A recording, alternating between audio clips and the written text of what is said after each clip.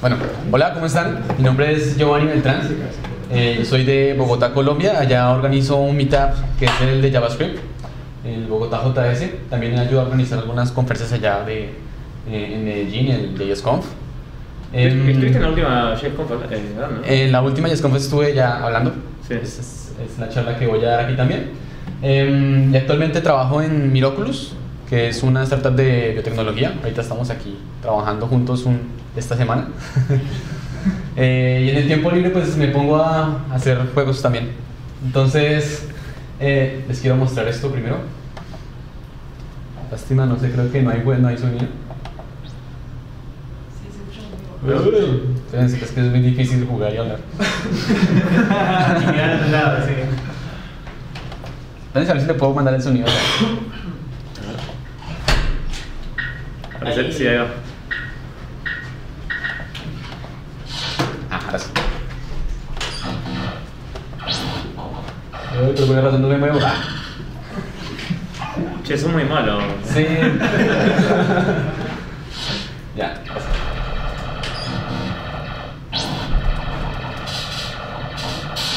Bueno, esto es como un juego tipo Asterix, ¿no? pues es inspirado así como en lo antiguo, y aparte de eso, de estos juegos en los que un solo toque te mata, muy estilo arcade.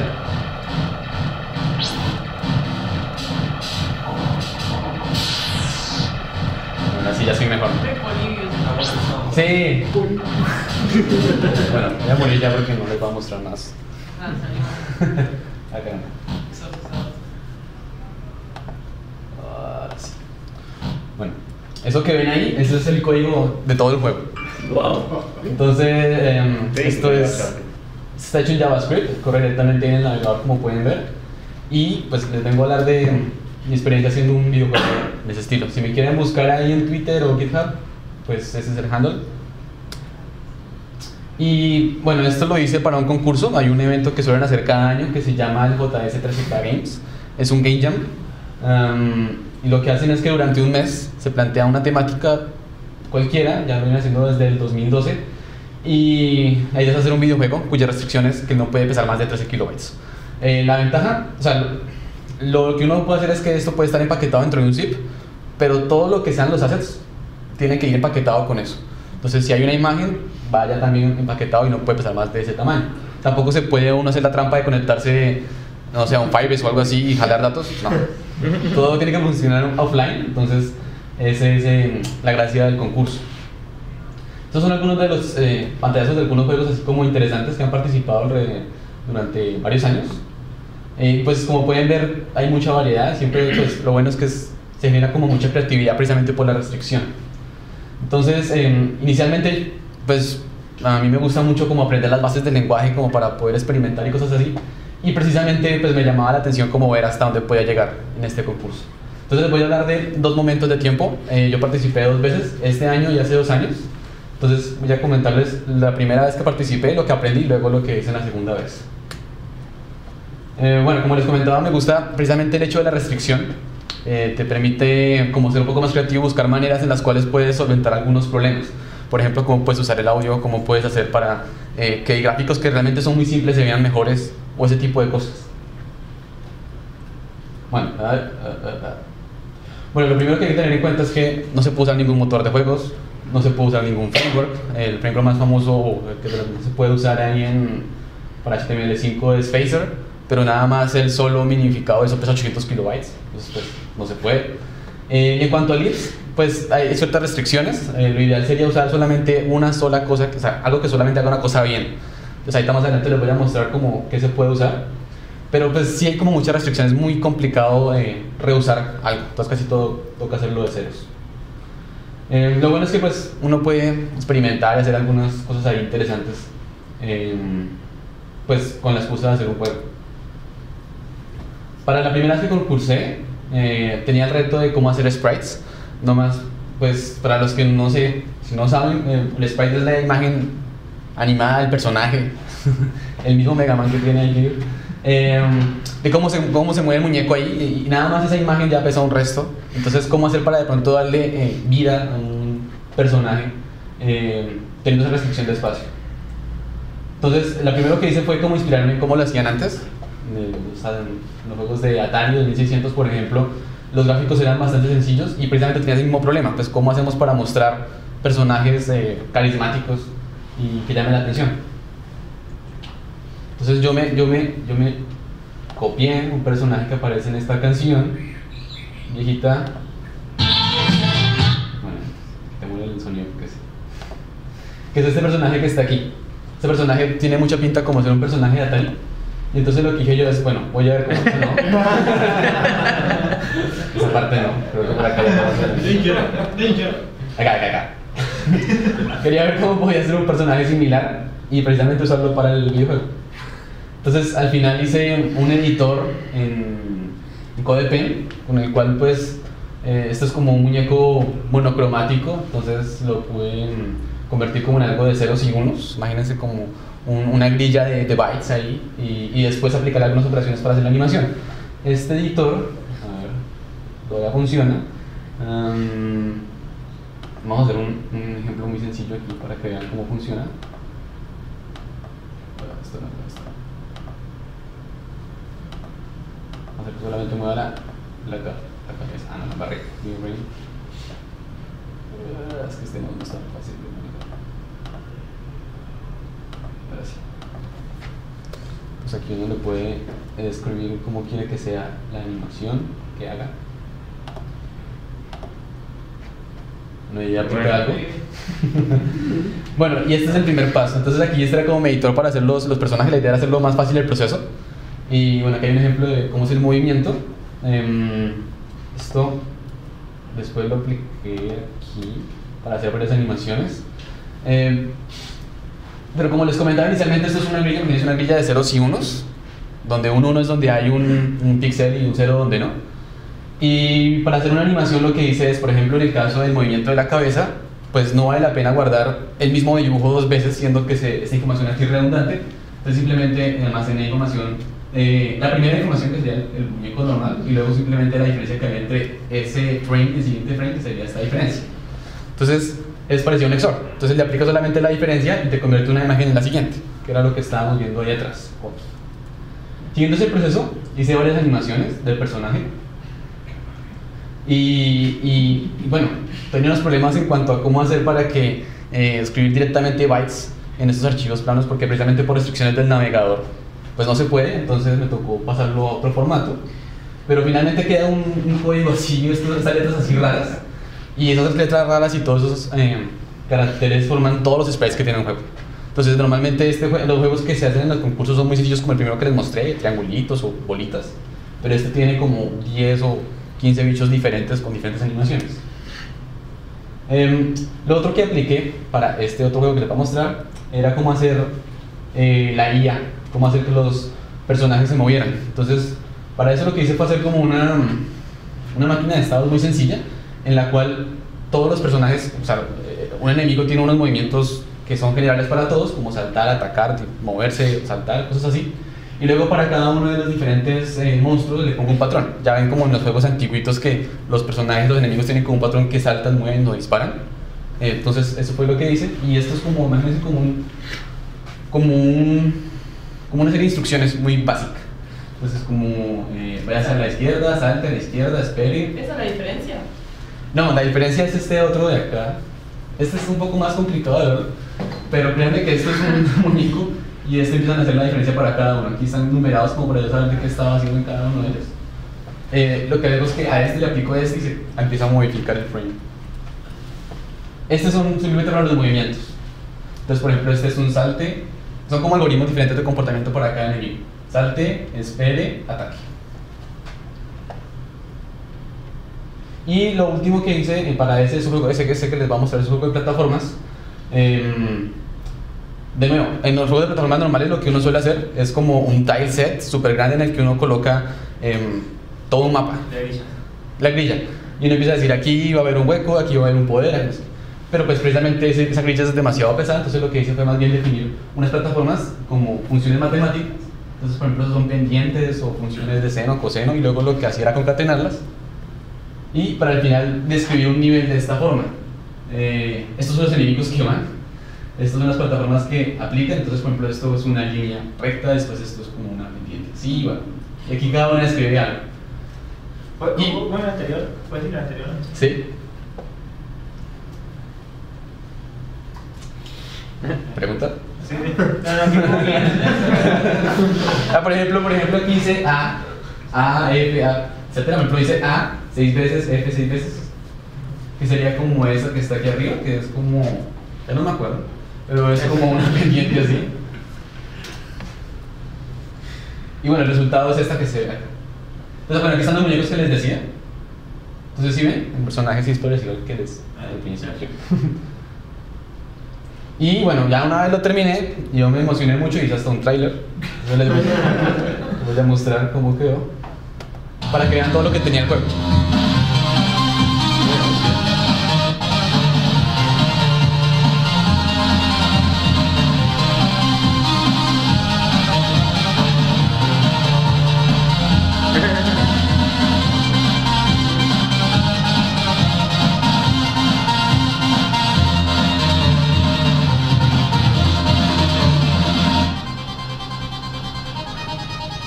Ese fue el tráiler.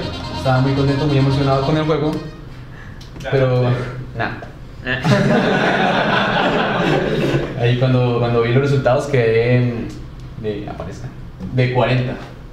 Entonces pues bueno, yo esperaba que por lo que había hecho, yo estaba muy confiado, pensé que me iba mejor, pero pues no. El juego realmente tenía muchos problemas de... No solamente era, digamos, que algo estuviera muy bien técnicamente, sino que también tenía problemas de gameplay. O sea, sí, estaba muy chévere todo lo que tenía. Hizo un GTA en 13.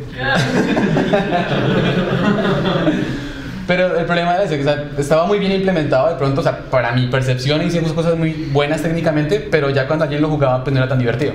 Claro. Entonces los jurados tienen que revisar quizás 200 juegos. Si no lo enganchas desde el primer minuto, pues simplemente no se emociona. Y este, por ejemplo, tenía un contenido larguísimo para llegar al último jefe, tocaba morirse como unas 20 veces, y pues, gastarle 30 minutos para poder ver todo lo que tenía el juego. Entonces, pues, no porque algo esté muy bien implementado perfectamente significa que para el usuario final eso le va a generar algún valor. Entonces, pues, esa fue como la primera lección. Ahí lo que decidí fue, pues bueno, pues no sé nada de game design, o sea, a mí me gusta mucho programar y eso, pero no sé nada de diseño de videojuegos. Entonces dije, bueno, me voy a poner la tarea de aprender acerca de este tema, a ver qué. Y pues me junté con unos amigos. Aquí en Argentina yo sé que así hay varias comunidades de desarrollo de videojuegos que se mueven bastante, pero allá en Bogotá y en Colombia pues más bien poco. Entonces nos juntamos con unos amigos y empezamos a hablar y a hacer toda la cosa. Y después lo que hicimos fue armar un canal en YouTube e invitar a gente que sí supiera de videojuegos. Entonces hemos invitado a gente, a algunos argentinos también, que nos han explicado, miren, nosotros hacemos esta cosa así. Y ha servido mucho como para aprender acerca del proceso. Entonces... No sabes, ¿no? ¿El Nancy? Sí, el de sí, claro. Nave. Los de Nave acá. Genial. Sí, aquí tengo el sticker. Qué bueno. ¿Lo jugaste? No lo pude jugar. Zarpado. A ver. Y bueno, entonces ahí fue como una buena experiencia para aprender mucho acerca de algo que no tenía ni idea. Entonces en este caso pues no había una comunidad, pues ¿qué tocó hacer? Pues inventársela. Entonces como no hay que esperar, digamos, a que alguien más la haga o algo así, pero pues siempre hay maneras, digamos, allá en Colombia pues de a poquito se ha subido un poquito el nivel, pero pues no ha sido fácil. Pero bueno, pues siempre la ventaja aquí del idioma es que uno se puede comunicar. Listo, entonces ahí me animé este año y voy a volver a participar. El año pasado no lo hice. Y quería pues, lo primero que hice fue ver qué había hecho el que ganó la vez pasada. Entonces, les voy a mostrar este otro juego. El año pasado el primero que yo participé, el tema de alimentos, este tema era decía Reverse It. Entonces era como, usted quiere interpretarlo. El que ganó es este que prácticamente uno es la máquina de Asteroids y está jugando contra el jugador que está allá.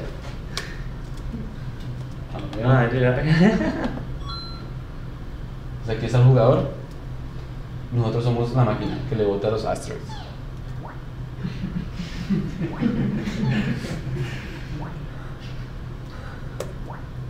Yo soy muy malo a jugar, me gusta hacer, pero no soy tan bueno para. En fin. Entonces, bueno, ¿qué es que estaba bueno de este juego? Los efectos visuales. La mecánica era bastante simple.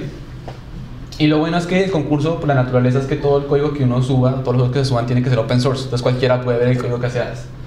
Entonces lo que hice fue mirar a ese tipo cómo había hecho eso y aprender acerca de cómo era eso. Entonces hay unas cosas que se llaman los WebGL, y WebGL te permite trabajar con 3D y la verdad también te permite aplicar fragment shaders y otras técnicas que permiten hacer como esos efectos visuales de brillos o aplicar ese tipo de cosas que se usan a través de la GPU. Normalmente los dibujos que uno hace a bajo nivel en Canvas, o que es lo que se usa en HTML5, se hacen directamente con CPU y en memoria y es bastante, no es tan eficiente. En cambio usas con WebGL puedes usar los fragment shaders y te permite hacer procesamiento de imágenes muy bueno. Pues es lo que se usa para hacer 3D. A ver. Entonces yo le hice un pequeño update al juego que había hecho antes, donde le apliqué un poquito más de glow. Bueno, y sonidos, porque no tenía sonidos. Como para aprender acerca de ese tema. No es tan trivial para el que no sabe. Pero bueno, lo que quería era como antes de ponerme va con la charla que hizo la primera persona que estuvo, que es que antes de ponerse uno a experimentar, pues es mejor como, o sea, no vas a experimentar con el proyecto como que ya vas a definir para el trabajo. Por ejemplo, un amigo lo decía como que Messi no va a probar tiros libres en el mundial. O sea, primero practicas, pruebas con algo, con lo que puedes. Igual lo va a hacer. Sí, pero antes de ponerse uno a experimentar en esto, pues, o sea, alguien primero domine lo que está haciendo y luego sí trate de usarlo en un ambiente, pues en este caso real. Para eso arrancó en el 13 de agosto de este año y el tema era de glitch. Ya, pues como cualquiera lo quiera interpretar. Entonces decidí arrancar, esta vez un poco más metódico en cómo lo iba a hacer. Entonces primero hice un diseño ahí en lápiz, en esfero, de lo que quería hacer. Entonces decidí que iba a hacer algo más arcade, como lo que les mostré, que en los primeros 20 segundos ya uno supiera cuál era la idea del juego y lo pudiera entender muy fácil y que llamara la atención bastante. Entonces, que visualmente fuera atractivo. Antes que nada, pues sí, hay unas cosas que hay que decir, es que normalmente las cosas que se hacen para hacer un juego de estos a veces suelen ser pues muy sucias o cochinas para el que luego el código dice, pero ¿cómo puedo hacer eso? Pero pues funciona y a veces es un poco más rápido y más eficiente para casos de la hackathon o el jam. En este caso lo primero que es hacer es no usar ningún tipo de objeto, sino realmente usar arrays y en eso meter toda la información directamente, lo cual hace que, aunque sea muy malo para leerlo, en legibilidad es muy bueno para accederlo ya en términos de cómo se accede a la información. Es más rápido y es más cortico, y cuando ya lo minifica uno, pues ocupa mucho menos espacio porque usas minificadores que te reducen solamente una palabra y no varias. Es mucho más sencillo. Los datos todos son globales, cualquier dato que pongas aquí es visible para todo el script que está ahí. Entonces no hay que tener métodos privados o cosas así, sino que de una vez accedes a la información, pero entonces de nuevo todo es en aras de reducir la cantidad de espacio que estás usando. Igual todas las funciones también son globales, ahí no hay nada de objetos, es bien cochino para algunos. Por ejemplo, esta es una función que, bueno, ni siquiera ya recibe ese parámetro, pero pues ahí todas las funciones, todos los valores que están ahí, todas las variables son accesibles para cualquiera, o sea, para cualquier función que puede modificar cualquier valor digamos, del personaje o como tal de la pantalla. No usar módulos, sino, de hecho es programación muy funcional en términos de que son funciones, no es que estén del otro modo. Bueno, no objetos, no clases, y bueno, esa es como la parte de lo que no se hace. Y luego ya uso el WebGL para hacer el postprocesado. Aquí normalmente es como se ve la imagen, pero usando este contexto de WebGL se pueden hacer estos efectos chéveres. Y lo que hace uno es que normalmente WebGL es para cosas 3D. La técnica que se usa es dibujar primero en un canvas 2D y luego convertir eso con una textura, y esa textura se le aplica en efectos ahí sí de 3D. Entonces hay que tener los contextos en HTML5, pero lo bueno es que permite pues hacer aquí los efectos divertidos. Para eso se usa un lenguaje que pues no es JavaScript precisamente, pero pues es parecido es como basado en OpenGL, se llama GLSL, es muy similar. ¿Lo quiere ver? Y esta vez, en vez de usar los sprites que les mostré la primera vez, pues decidí hacer algo más sencillo aún, que deberá ser simplemente como gráficos vectoriales. Entonces, todos los muñecos, los nuevos enemigos, se describen simplemente como una serie de puntos y que se van escalando o se van rotando. Como si fueran SVGs, digamos. ¿Cómo? Como si fueran SVGs sencillos. Sí, exacto, tal cual. Para evaluar colisiones, usé una técnica que es el Spatial Hashing, que lo que haces es que, testando los dos valores de X y Y en una posición ahí, pues puedes generar como una ubicación en una casilla. Entonces con eso, cuando quieres evaluar si una bala o no impacta a algún enemigo, simplemente calcula su hash y lo calcula solamente dentro de un espacio pequeño, para no calcular, digamos, una bala contra todo y pues se vuelve pues muy ineficiente. Intenté hacerlo con un quad tree, pero resultó que este fue mejor. El código de ese Spatial Hashing es solo esto, no es demasiado. Hacer la colisión simplemente es una línea de código, entonces también es muy eficiente y es muy sencillo. Pregunto, ¿no? Sí. O sea, ¿cómo fuiste aprendiendo todos estos conceptos? O sea, yo laburé en videojuegos y es como hay mucha bibliografía, pero como no, en ese momento por lo menos no había tanto open source. No sé si hay herramientas open source o librerías. No, no tanto. Pues sí hay que estar, pues como todo, siempre hay que estar como buscando y viendo qué es lo que pasa. Lo que les mostraba hace un rato era como ver qué han hecho otras personas. Y bueno, yo este tema sí había investigado antes, había leído algo, había unos algoritmos. Igual hay muchas cosas que también se aplican de otros temas. Entonces, sí es más cuestión como de... Sí hay mucha gente que se ha enfrentado a estos problemas ya antes, de pronto no en términos de lo que es JavaScript, Claro. pero pues se encuentra literatura y pues, se puede aplicar el mismo concepto. Otra cosa era la fuente. Normalmente el otro problema que tiene es que la letra no es la letra que tiene por default para usar en Canvas, es muy fea, es muy sencilla, tiene como 3 y ya. Pero yo quería que se viera así más estilo como un LED antiguo, un LED de 14 segmentos. Y entonces pues la técnica fue hacer eso, un LED de 14 segmentos. Entonces es mapear cada segmento como a un valor binario, y lo que haces es que simplemente prendes o apagas bombillos usando esto que es como las potencias de 2. Entonces, si por ejemplo en este caso, entonces va numerado así como 2 a la 0, a la 1, a la 2, a la 0, así. Entonces en este caso necesitas prender estos 3, entonces le mandas un número que es de esta manera, que es un número único, que es la suma de este número es el único que representa cómo se ve esto. Y bueno, pues solo haciendo eso me permitió escribir esa fuente que está acá. El otro, que esto sí es una librería que ya usé, que es la que les hablaba acerca de qué librerías se pueden usar. Los sonidos sí ya están como estudiados y hay librerías que se pueden usar y que son bastante cortas. Usan Web Audio, que es otro API que tiene HTML5. Entonces, vamos a verles cómo funciona. ¿Eso no suena? Creo que le había sacado el volumen. No. Ahí está. Bueno, son como sonidos muy retro. Lo bueno es que aquí tiene todas las variables que se pueden aplicar en Web Audio. Entonces, imagínate una frecuencia y uno le puede modificar diferentes cosas, como si le quieres que sea de tipo seno o sierra o cuadrada, o si quieres que sea totalmente aleatorio. Y lo bueno de esto es que esto exporta, o sea, este sonido que como tal está ahí, exporta un número, que es el número que está aquí, exporta ese rango de números. Y hay una librería que ya lo interpreta y los hace sonar tal cual. Entonces, escribir los sonidos pues fue muy sencillo. Para la música, bueno, entonces, para los sonidos aquí están pues todos los sonidos que se usan en el juego. Obviamente el juego sin sonido se siente muy feo, entonces pues hace falta hacer esto. Y lo otro es para la música, también hay otro intérprete que es muy similar. Entonces lo bueno es que uno puede mandarle notas. Ahí con mis pocos conocimientos de composición musical logro hacer algo para que le diera un poquito más de emoción al juego.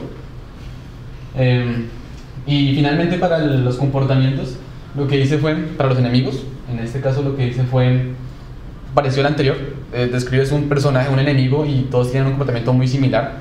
En este caso es perseguir al personaje, pero lo que pasa es que algunos tienen mayor velocidad o tienen como una fricción mayor, entonces como una velocidad de giro mayor, entonces para poder cambiar de trayectoria se demoran un poco más o son más lentos, y simplemente modificar unas variables hace que ya se vean muy diferentes. Entonces vamos a ver aquí cómo se nota. Al principio les mostré unos enemigos sencillos.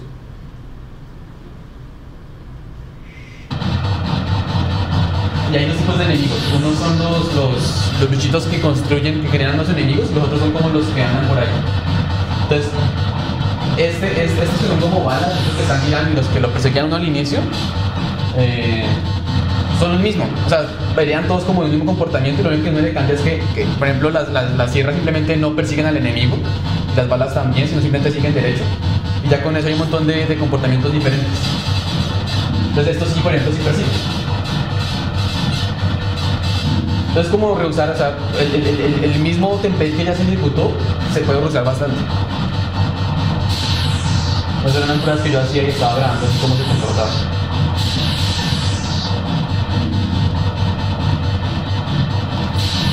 Ahí sigue avanzando bastante. Bueno, y esa música, la música del juego. O sea, música no es como adicional, sino esa fue hecha con lo que les mostraba antes.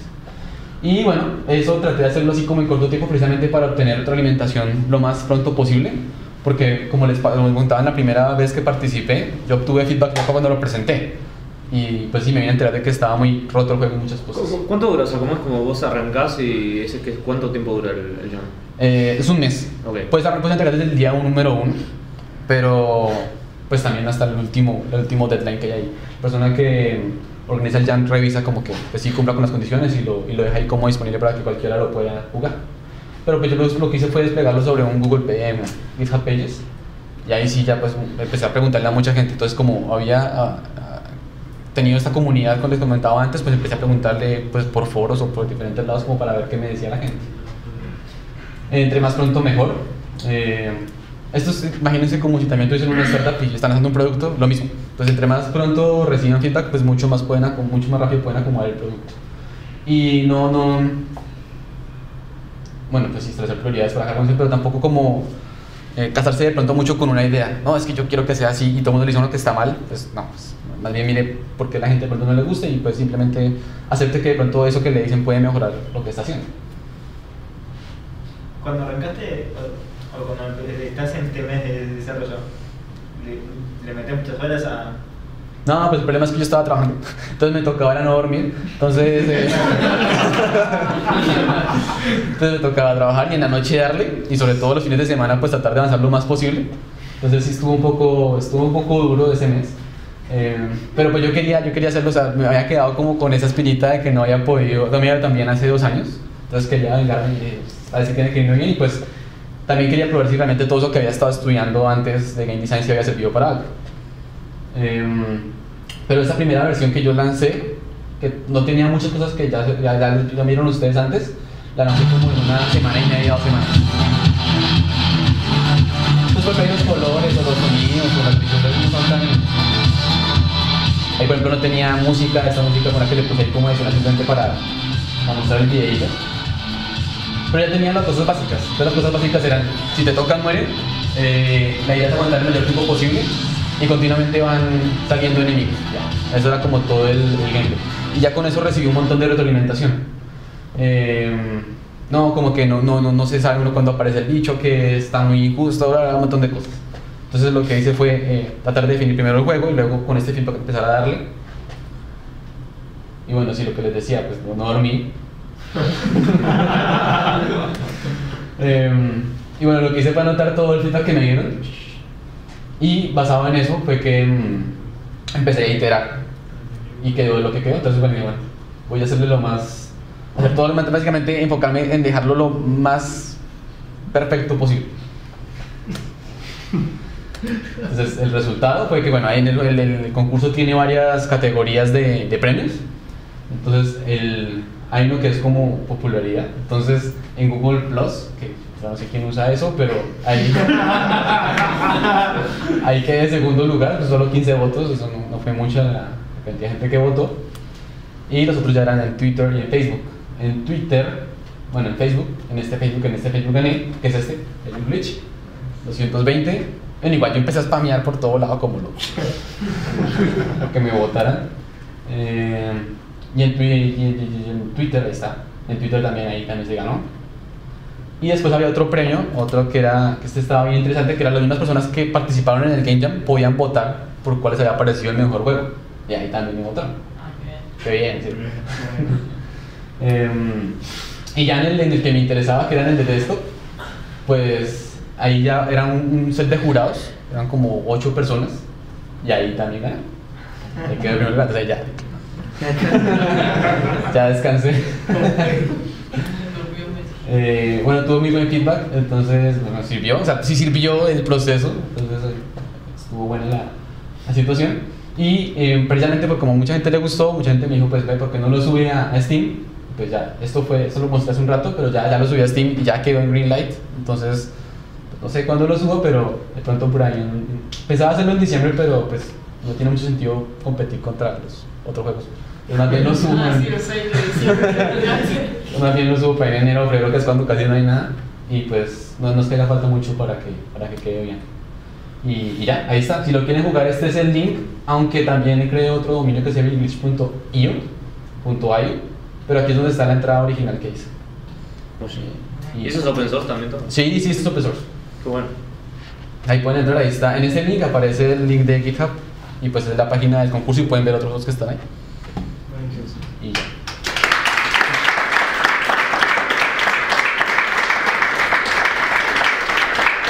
Gracias. Joya, buenísimo. ¿Preguntas? ¿Qué es lo que más te costó digamos, cuando te pusiste a hacer? O sea, ¿habías hecho juegos antes? Pues hace un par de años tenía una startup que era para enseñar a los niños a programar y era precisamente un juego. Sí. Pero pues sí, como les decía, o sea, me gustaba mucho programar y tenía muchas ideas de lo que era hacer un juego, pero ya cuando realmente uno se da cuenta que el juego no, o sea, es como igual que un producto de software. Sí. No solamente es que esté muy bien técnicamente, sino que hay que muchos factores que implican ahí de que el producto esté bien. Entonces pues me gustó mucho haber podido, bueno, más que todo me gustó el resultado. Pero el hecho de haber entendido... ¿Qué hacen el día a día? No, pues yo hago de todo. Estoy haciendo... ¿En qué trabajas? De todo, pues ahorita estamos trabajando. Ahorita tenemos una aplicación en Electron que se conecta con lo que trabajamos en Minoculus es un dispositivo bioquímico que con una muestra de saliva, en este caso una muestra de plasma, te ayuda a detectar enfermedades. Pero ves, esto usa electrónica y usa bases de datos. Y está hecho en JavaScript. Y se puede programar cómo funcionan las mezclas con JavaScript. Todo está hecho con JavaScript, la mayoría de cosas. También tenemos esta otra página. A ver. No, este sí ya está más decente.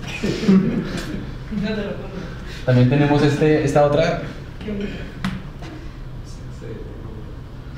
No, pues mi background sí es de todo, ya he estado de todos lados.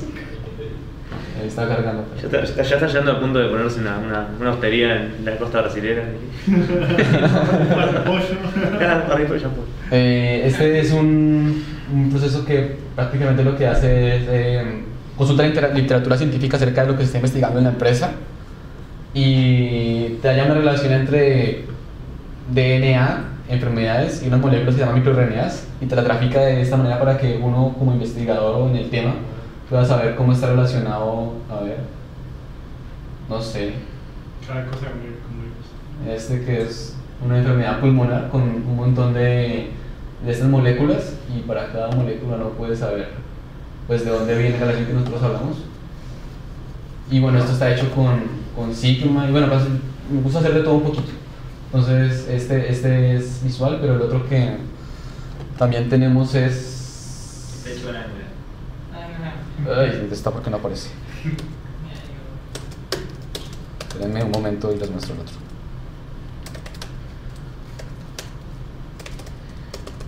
Anda, ¿viste?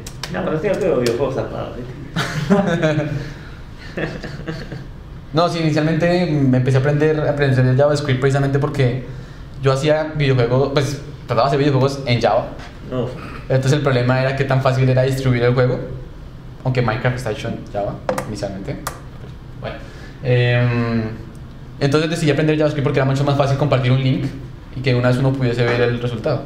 Y pues no quise más bien aprender desde el fondo cómo se podía usar y pues por eso este tipo de retos como el que les mostré ahorita me llamó la atención. Pero está este otro, esto es una aplicación en Electron que usa JavaScript. Aquí está roto unas cosas, pero esto es que me gustaría mostrar más bien unos videos, pero no los tengo aquí. Es que no creo que no tengo un video aquí de esto para mostrarles. Ah, Pero esto es para controlar, es un hardware que mueve goticas, microfluidos con electrónica y se puede programar cómo se mueven con JavaScript también. Entonces... yo no muevo robots. ¿Qué te pasa? No, qué mal. Pero sí, no, sí son diferentes cosas, pero sí, pues a mí me gusta mucho echar código, entonces no me gusta como que hagan una sola área. Me gustan mucho las cosas visuales, o sea, que se pueda ver cosas, aunque pues cuando toca hacer otras maneras así por debajo, pues ya sé. Y ya, ahí está. Cuando tuviste que hacer el juego, lo que habías mostrado ahí en el video es que pasaste primero por papel y tenías un tipo de metodología. Supongo que un poco eso lo aprendiste sobre la marcha, pero ¿cómo fuiste practicando y cómo fuiste encontrando esa metodología que tal vez no estaba descrita en muchos lugares? Pues sí, ahí sí es muy parecido a los startups, es como el fail fast. Entonces tratar de hacer un prototipo lo más rápido posible, lo más sencillo posible. En este caso para un videojuego es como hacer el gameplay, el mínimo gameplay posible, algo así. Con cuadrados y... Sí, con cuadrados, y pues se quedaron con cuadrados porque era más fácil, pero sí es como tratar de identificar si el juego como tal es divertido o no lo más pronto posible. Entonces para ese juego simplemente era un cuadrito que disparaba y mira si los otros te perseguían y ya, o sea, no es tan complejo, porque a veces lo que pasa es que uno de pronto se demora mucho construyendo algo demasiado grande y cuando se da cuenta pues no es muy útil. Entonces pues la metodología es esa, como hacer un prototipo lo más pronto posible y ponerlo a probar como loco, y ya basado en el feedback pues saber uno qué quiere, que sí está de acuerdo con lo que uno tiene en mente o la visión, y ahí sí. La primera versión del glitch que mostraste así para feedback, ¿ya usabas WebGL? ¿Ya estabas ahí o era...? ¿O no? Sí, ya usaba algo básico porque fue lo primero que quería, o sea, quería que como tal fuera algo que llamara la atención del juego, que también se viese así, porque precisamente no sé si se dan cuenta que hay como unos corregimientos de pantalla raros. Sí, el glitch. El glitch, y es dar como parte del juego. Entonces, si no lo tenía, para mí no era tan... Claro. Era como parte de la experiencia, entonces tenía que estar. Claro. Entonces, pues sí. Aunque esa parte fue de las más duras. Afortunadamente, pues el tipo que había participado antes ya había solucionado unos problemas largos relacionados con él, entonces pues se pudo reutilizar. Bien. Dios mío. Ahí están, para que lo jueguen. Por favor. O sea, cuando ponen en Steam yo gatillo. ¿Dónde están las páginas? Acá está. Bueno, pues en Steam pueden buscar Steam Evil Glitch. Y tengo aquí una página que algún día haré algo, pero por ahora se puede jugar en el mismo juego que está ahí, evilglitch.org. Ahí lo único que tienes es que le puse un replay, que ya. El problema es que en este navegador no es tan eficiente. Muy bueno. Muchas gracias. Vale. Bueno.